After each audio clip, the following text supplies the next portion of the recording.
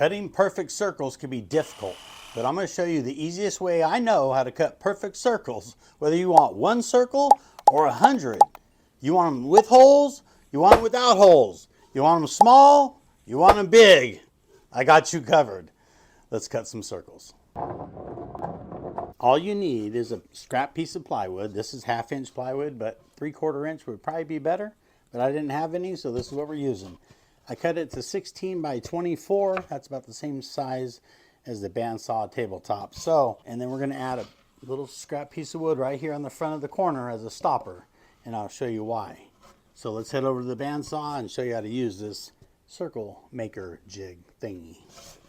Okay, so now we're going to take our board, the one with one good edge here, the stop we put over here to catch this corner, and I just came down just a little bit, about a 1/2 inch right there.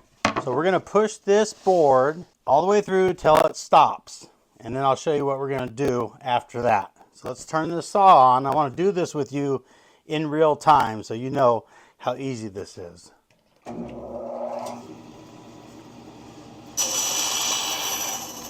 Just pushing nice and slow, just making sure it's next to the fence.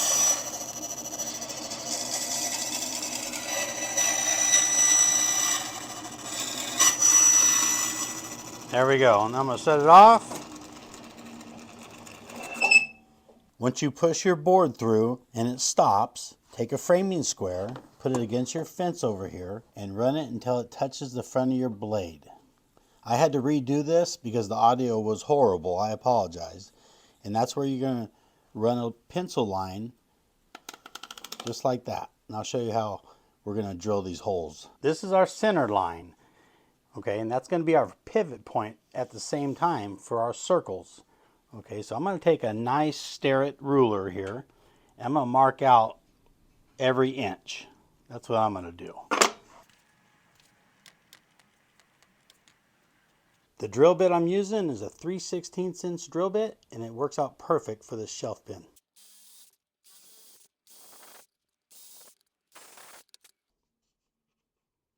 Okay, this is our stock for our first circle we're going to cut.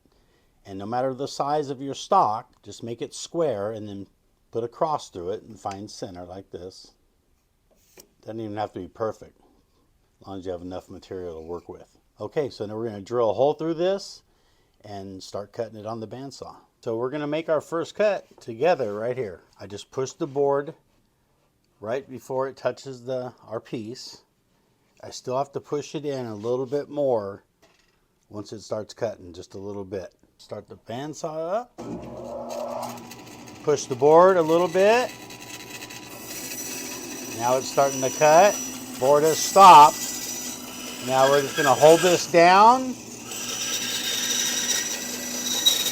and rotate it nice and smooth.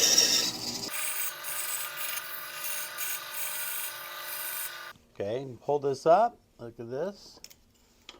So this circle has a hole in it. I'm going to show you how to make circles without a hole in it. We'll use this as our base.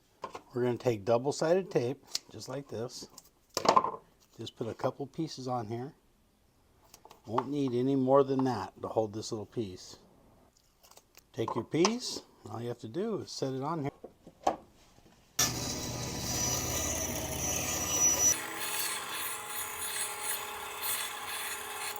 Look at that. Pull that off. How about that?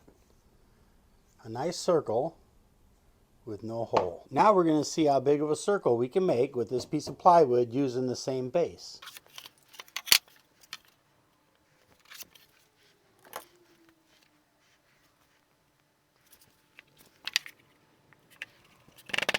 Okay, so I stuck down the base with the double-sided tape to our big board, and I made sure I pulled this shelf pin out about a 1/2 inch. I numbered my holes, right? ×2 gives you your circle, the size you want. So we're going for 8 inches times 2 is 16 inches. That's where we're going.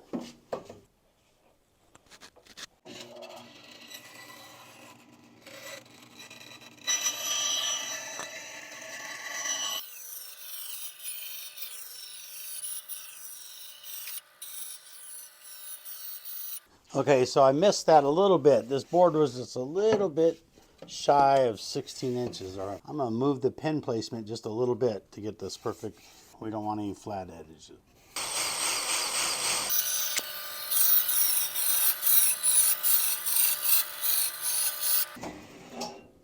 So now that was a lot better, wouldn't you say?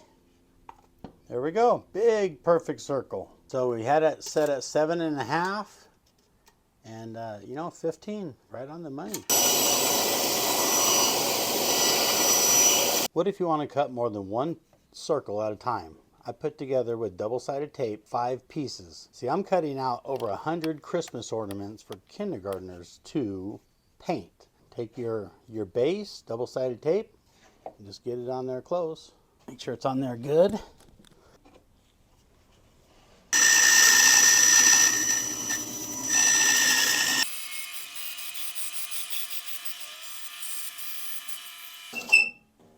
Let's see if that worked out.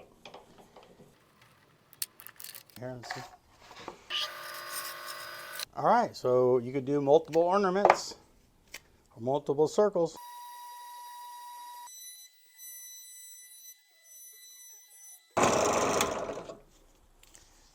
After spending hours of getting these little circles just right with no holes in them, look what I'm doing now.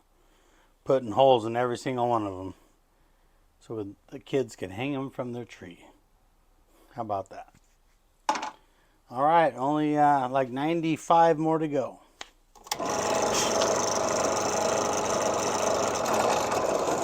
If this circle jig video was helpful, I have a video right here where I show you how to make your own shop vac fittings. It'll save you hundreds of dollars over the years, and they actually fit.